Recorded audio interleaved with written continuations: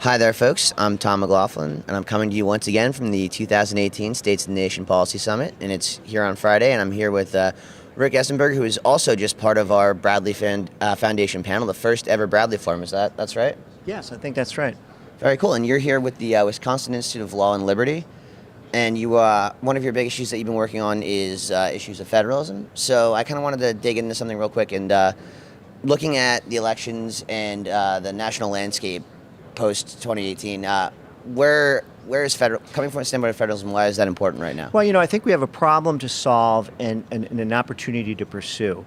The problem is this. Our country was founded as a collection of states. The federal government was given certain authority in particular areas. In those areas, it's supreme. But we have a system of dual sovereigns, and where the federal government isn't given power, that power should reside in the states.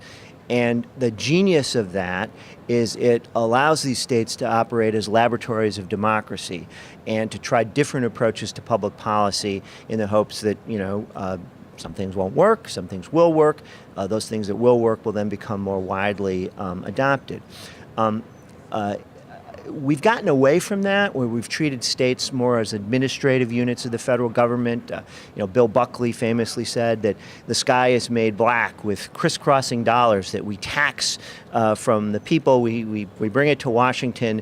The folks in Washington take their cut, and then they send it back to the states with conditions as to how the money is supposed to be used. And this is one of the ways in which policy is made in Washington, and it's not made in Austin and Madison and Tallahassee, and that's a problem that we can fix.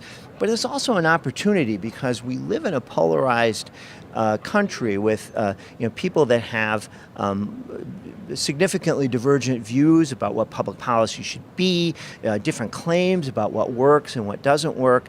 And maybe the key to civic unity and to civic peace is to allow greater diversity of approaches and to allow the folks in Utah to do what works for Utah and allow the folks in New York to do what works for New York.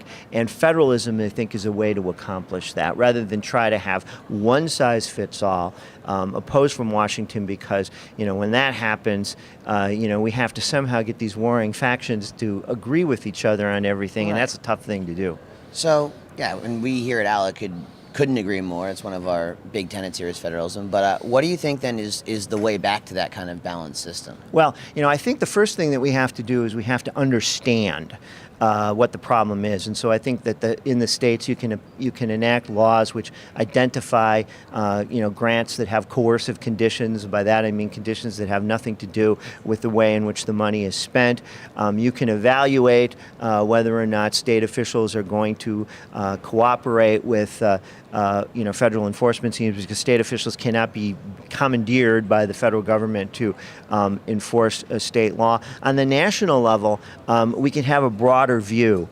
We can try to have a view that extends beyond whether we are currently in power or not. So, the Democrats, they didn't like federalism very much when Barack Obama was president and they, controlled Congress.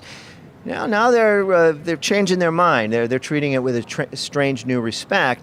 Republicans, I think, have to resist the temptation to say, okay, today we have power, and so we're going to use the coercive force of the federal government in order to impose our will on the states in areas where the federal government ought not to be acting. We have to take a longer view because, of course, there will be a day when power shifts again.